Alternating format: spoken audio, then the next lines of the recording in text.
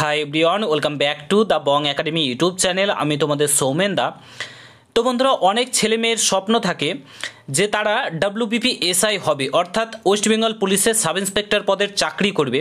তো কিভাবে এই এসআই হওয়া যায়, কি কি করতে হয়, কি কি বই পড়তে হয়, কত মিটার রানিং করতে হয়, সিলেবাসে কি কি থাকে, এই বিষয়ে অনেকেই অবগত, এই বিষয়ে অনেকেই জানে না। তো অনেকেই আমাকে কমেন্ট করে জানতে চাই।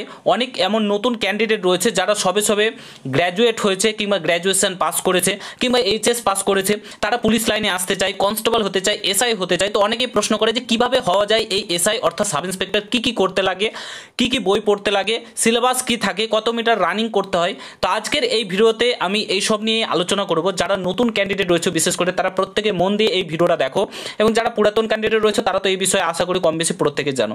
যদি দেখার ইচ্ছা হয় তো দেখতে পারো। তো পুরো ভিডিওটা দেখার চেষ্টা করবে। আর তোমরা যদি এই চ্যানেলে নতুন হও অবশ্যই চ্যানেলটাকে সাবস্ক্রাইব করে পাশে থাকা বেল আইকনটাকে প্রেস করে দেবে। যখনই আমি নতুন ভিডিও আপলোড করব তার নোটিফিকেশন সর্বপ্রথম পেতে অতি অবশ্যই চ্যানেলটাকে সাবস্ক্রাইব করে দেবে।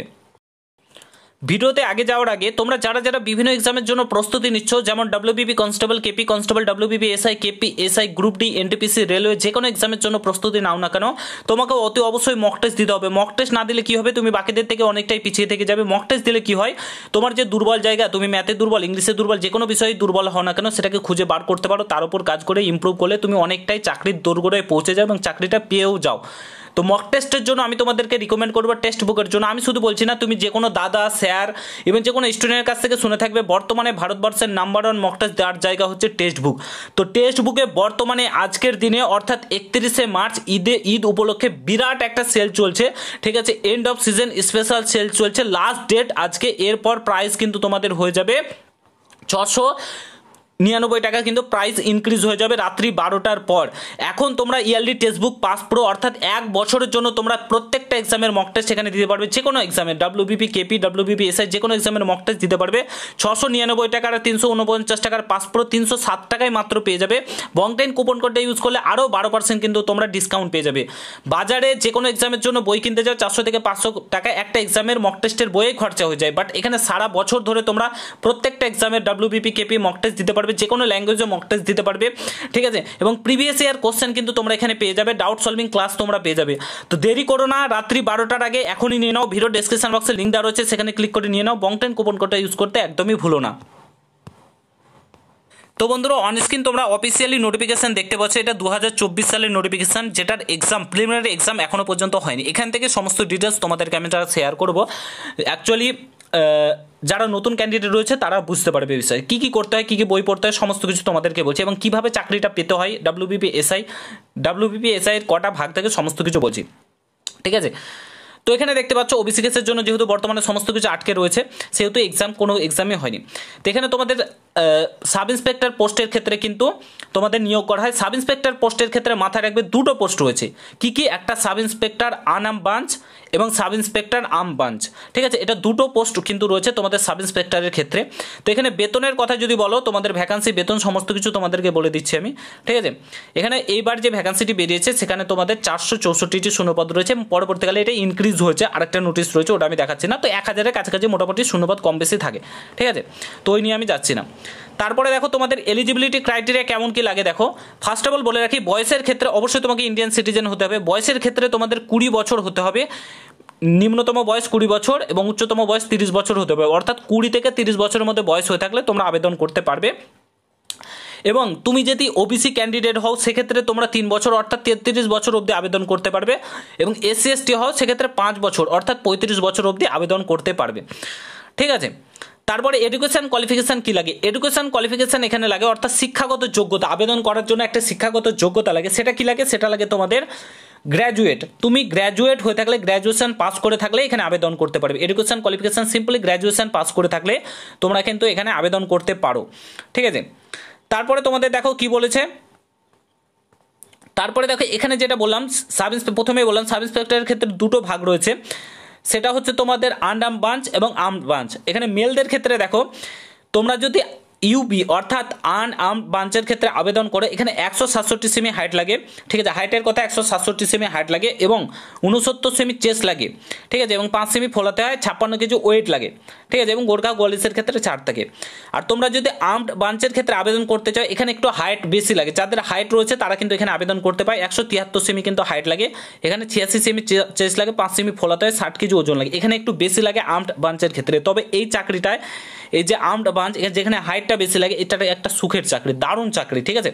এখানে গ্রাউন্ড লেভেলে কাজ করতে হয় না তোমাদেরকে, মানে যেমন দেখতে পারো থানায় থানায় যে সাব ইন্সপেক্টরগুলো থাকে সেরকম কাজ কিন্তু করতে হয় না, এটা সুখের একটা চাকরি। আশা করি বোঝাতে পেরেছি, ঠিক আছে। তো এই দুটো পোস্ট রয়েছে, একটাই এক্সাম হবে দুটো পোস্টের ক্ষেত্রে। এবার তোমার হাইট অনুযায়ী তোমাকে কিন্তু নেওয়া হবে, ঠিক আছে। অ্যাপ্লাইয়ের সময় তোমাদেরকে সিলেক্ট করে নিতে হবে, তোমার যদি হাইট বেশি থাকে তাহলে তুমি আর্মড ব্রাঞ্চ সিলেক্ট করে নিলে, ঠিক আছে। তো ফিমেলদের ক্ষেত্রেও সেম রয়েছে, এখানে 160 সেমি হাইট লাগে, 48 কেজি ওজন লাগে, ঠিক আছে। আর্মড ব্রাঞ্চের ক্ষেত্রে পার্থক্য কিন্তু এখানে রয়েছে। তারপরে দেখো কত মিটার রানিং করতে হয়, ঠিক আছে। এখানে তোমাদের সেম বোথ আর্মড ব্রাঞ্চের ক্ষেত্রে তোমাদের 800 মিটারই রানিং করতে হয়, 3 মিনিটে কমপ্লিট করতে হয় ছেলেদের ক্ষেত্রে। মেয়েদের ক্ষেত্রে তোমাদের 400 মিটার রান করতে হয়, 2 মিনিটে কিন্তু কমপ্লিট করতে হয়।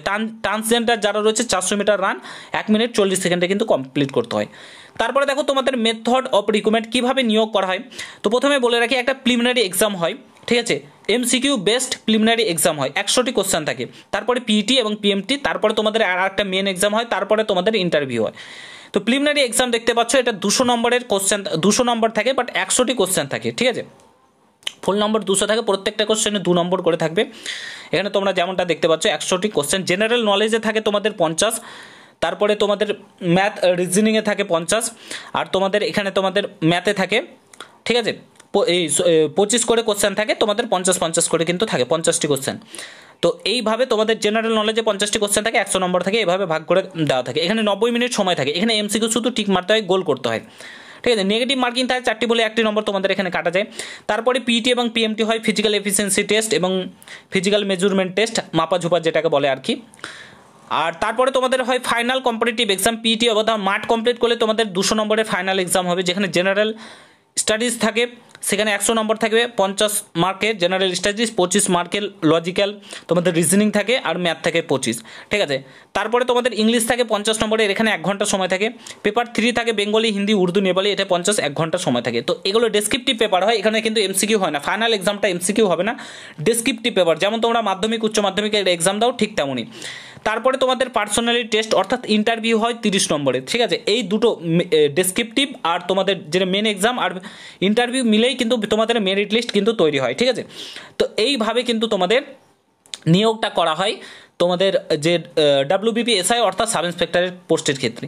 তো বই বাজার চলতে অনেক বই রয়েছে, তো ভালো ভালো অনেক বই রয়েছে, তোমরা যে কোনো একটা বই দেখো এবং পড়তে শুরু করো। বর্তমানে এখন যেহেতু অলরেডি একটা নিয়োগ প্রক্রিয়া চলছে, তো এখন তোমাদের নোটিফিকেশান আসবে না, নোটিফিকেশান ওবিসিকে মিটবে, প্রিলিমিনারি এক্সাম হবে, যেটা 2024-এর এই যে নোটিফিকেশানটা রয়েছে এটা প্রিলিমিনারি এক্সাম হবে, তারপরে কিন্তু তোমাদের আরেকটা নোটিফিকেশান আসবে। তো তোমরা বই বাজার চলতি অনেক বই পেয়ে যাবে প্রিলিমিনারি এক্সাম মেন্স এক্সামের জন্য, ঠিক আছে। তো ওগুলো নিতে পারো। কী কী বই পড়বে না পড়বে সেগুলো জানতে চাইলে ভিডিওর কমেন্ট বক্সে জানাবে, তোমাদেরকে ভিডিও করে জানিয়ে দেবো। তো আশা করি বুঝতে পারছো, সমস্তটাই তোমাদেরকে আমি শেয়ার করে দিলাম, এবং ভালোভাবে এখন থেকেই পড়াশোনা করতে হবে, তবে তোমরা সাব ইন্সপেক্টরের চাকরি পাবে, অত সহজ না, ভালো করে পড়াশোনা তোমাদেরকে করতে হবে। তো আশা করি বুঝতে পারছো, সমস্তটা শেয়ার করলাম। যদি ভিডিওটা ভালো লাগে প্রত্যেকের সঙ্গে শেয়ার করে, চ্যানেলে নতুন হলে অবশ্যই সাবস্ক্রাইব করে যাও। দেখা হচ্ছে নতুন ভিডিওর সঙ্গে। ভালো থেকো, সুস্থ থেকো, গুড বাই, জয় হিন্দ, বন্দে মাতরম।